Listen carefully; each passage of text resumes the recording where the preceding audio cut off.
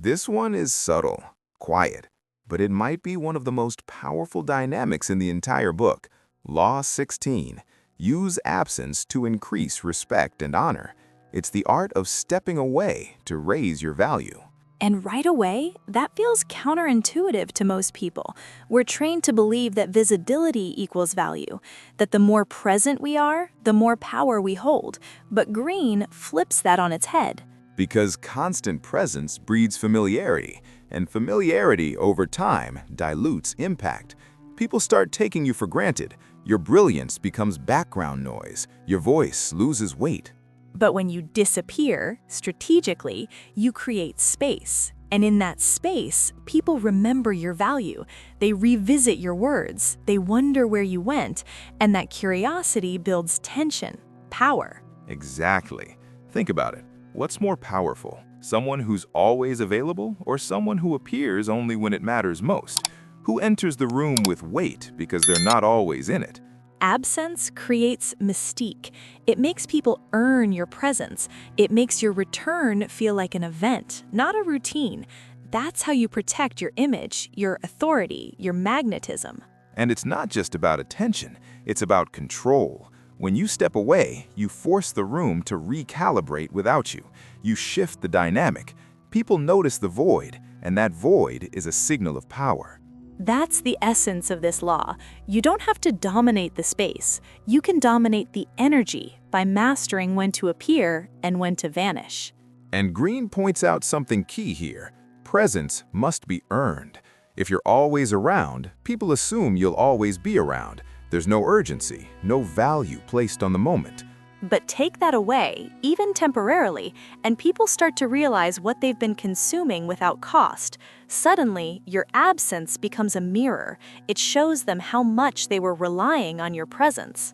And this doesn't only apply to people. It applies to ideas, to products, to leaders, to movements. Scarcity creates desire. Consistency without contrast creates boredom. So the question becomes, are you being seen too much, heard too often? Are you overexposing your influence, and in doing so, reducing its weight? In power, restraint is underrated. Silence, space, and absence aren't weaknesses, they're strategies, and the people who master them tend to lead the room without saying a word. Let's get into the psychology behind this law, because that's where the real power sits. Absence activates something primal in people, the fear of loss. When you're no longer immediately available, people start to question their assumptions.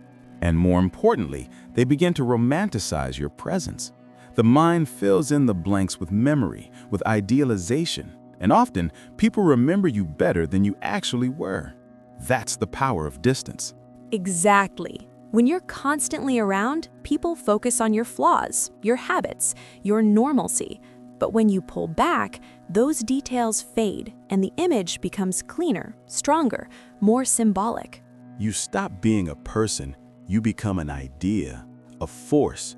And ideas are harder to dismiss than people. They linger, they grow in the mind. That's what makes strategic absence so powerful. And we've seen this forever. In leadership, in art, in relationships, the person who exits at the right time gains more influence than the one who stays too long, the artist who disappears between projects, the leader who only speaks when silence won't do. And let's talk about relationships for a second, romantic or professional. When you're too available, too responsive, always present, people stop reaching. They stop appreciating. You become part of the background. But when you create space, without bitterness, without drama, you invite reflection. You create a contrast. And in that contrast, people remember your value more sharply. And that's what this law is about. Not ghosting, not neglect, but intentional distance. Enough to remind people you're a choice, not a constant. And in a professional context, that plays out in meetings, messaging, appearances. You don't need to be the loudest voice in the room. You just need to be the voice they notice when it speaks, because it's not trying to dominate. Absence sharpens presence. When you step away, even briefly, your return feels more important, more earned, and people are wired to respect what they must wait for or work to access. And the irony is, you don't lose connection by stepping back, you strengthen it. Because now, people aren't just engaging with your presence, they're anticipating it. So ask yourself, where are you oversaturating? Where are you trying to maintain influence through presence when a bit of space would serve you better? Because in the game of power, attention is currency, and if you're spending it too freely, you're cheapening your own value. Let's look at some real-world examples of how absence has been used as a weapon, because that's exactly what it is when wielded well. The most iconic figures in history knew how to vanish just long enough to be missed. One of the clearest examples? Napoleon. When he was exiled to Elba, people thought he was finished, but his absence, that vacuum, reignited loyalty. Mythology took over, and when he returned, France welcomed him like a legend. The absence made the memory stronger than the reality. That's the paradox of power.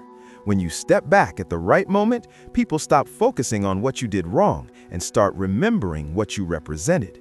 You become larger than life because life no longer has access to you. It happens in business too.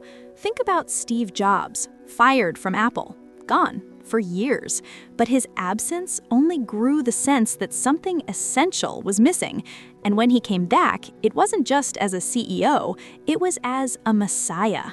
Absence creates a vacuum, and vacuums get filled, not with new facts, but with narrative. People fill the space with stories, assumptions, admiration, and that's often more powerful than reality. The same applies to social dynamics. The friend who's always available, you assume they'll always be there. You don't rush to respond, you take their energy for granted. But the one who disappears for a while, when they return, you pay attention. Because absence isn't just silence, it's weight. It signals that your time, your energy, your presence, they're finite. And people crave what feels rare. That's why some of the most respected thinkers, artists, and leaders aren't the ones constantly posting, constantly speaking, constantly showing up. They're the ones who choose when to appear, and their appearance shifts the room. They understand that not being seen is sometimes more impactful than being everywhere. It builds mystique, it builds demand, it creates a psychological hunger, the sense that we need more of that. And when you understand that, your presence becomes a strategic tool, not a habit, not an obligation, but something you deploy with precision for maximum influence. So, if you want to elevate how people perceive you, don't always add more. Sometimes, the power move is subtraction, strategic silence, planned absence, the art of stepping away before they want you gone. Now, let's flip it. What happens when you don't use absence? When you're always present, always available, always filling the space? You become common, predictable. And in power dynamics, predictability is dangerous. The more people think they can access you whenever they want, the less they value that access. And that leads to a slow erosion of influence, not because you lost your skill or intelligence, but because you lost your rarity. Your voice becomes background noise. Your presence becomes routine. And here's the part that stings. The more you show up trying to maintain relevance, the more you often lose it. You become reactive, always responding, always proving, instead of being missed. It's a trap that happens in leadership, in media, even in personal relationships. People think consistency equals power, but it's curated consistency that matters, not constant availability. We see this with public figures all the time.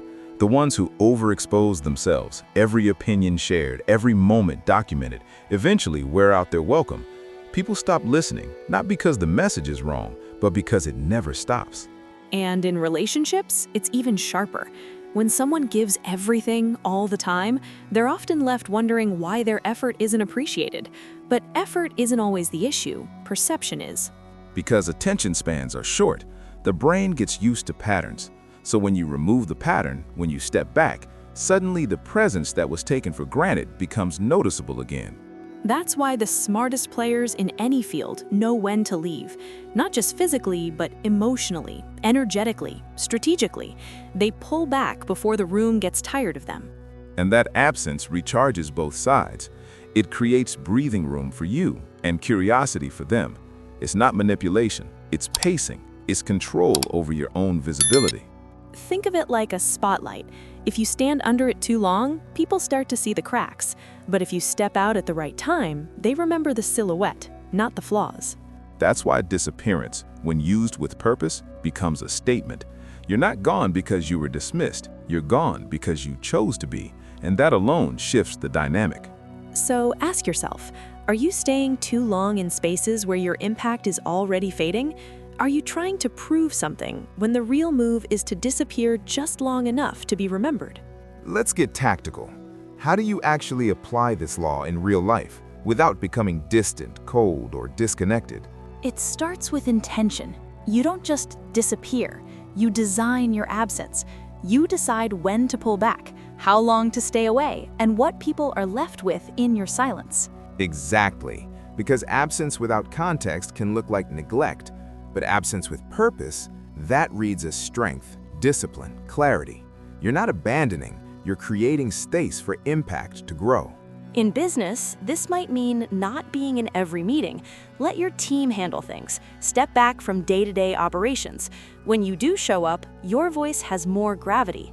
In creative work, it means resisting the urge to post constantly, release constantly. You let anticipation build.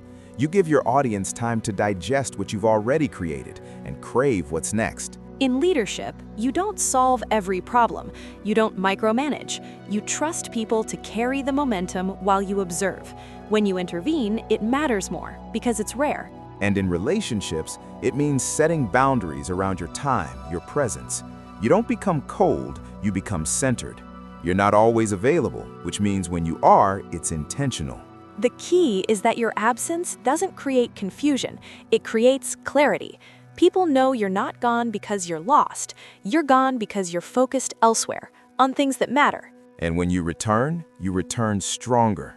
You're not drained, you're not overexposed. You bring fresh energy, sharper vision. People feel the difference and respect it. It also resets dynamics. If someone has been undervaluing your presence, your distance becomes the correction. You don't need to explain. Your absence is the message. And if you've been too visible, too available, this is how you rebuild mystique. You pull back before you're taken for granted. That's timing. That's power. But it only works if your return matches the space you left behind.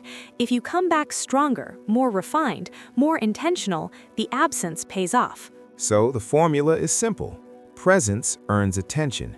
Absence earns respect, but only if both are deployed with control. And if you do it right, people won't just notice when you return. They'll feel your presence before you even speak, because they remember what it was like when you weren't there. So here's what we've learned. Power doesn't always come from presence. Sometimes it comes from withdrawing at the right time and letting that absence do the talking. Because when you're always there, your influence becomes expected. When you're rarely there, but intentional when you are, you create memory. You create meaning. Greene's brilliance in this law is that he reminds us of something timeless. People crave what they can't always have, and when your presence becomes rare, it becomes valuable, period. And here's the deeper level. Strategic absence isn't just about how others perceive you, it's about what it does for you. It creates space to think, to rebuild, to reset your identity without noise. You stop reacting, you stop over-explaining, you start moving from intention. And when you re-enter the space, whether that's a room, a relationship, a project, you come back with gravity. That's how mystique is built. That's how legends are shaped. Not by always being seen, but by knowing when to disappear and how to return. So here's our challenge to you. Identify one space where you've been too available. Maybe it's a team, a social group, a platform. And this week, step back. No announcement, no drama. Just pull your energy. Watch what happens. See how the dynamic shifts. See who reaches out, who notices, who recalibrates. Because the truth is, your absence reveals more than your words ever could. And when you do return, return with purpose. Don't fill space, shift it. That's how you go from being present to being powerful. Next week, we flip the script with Law 17. Keep others in suspended terror. Cultivate an air of unpredictability. Because if absence creates respect, unpredictability creates control. Until then, speak less, appear rarely. And let your silence teach the room what your voice never needed to say.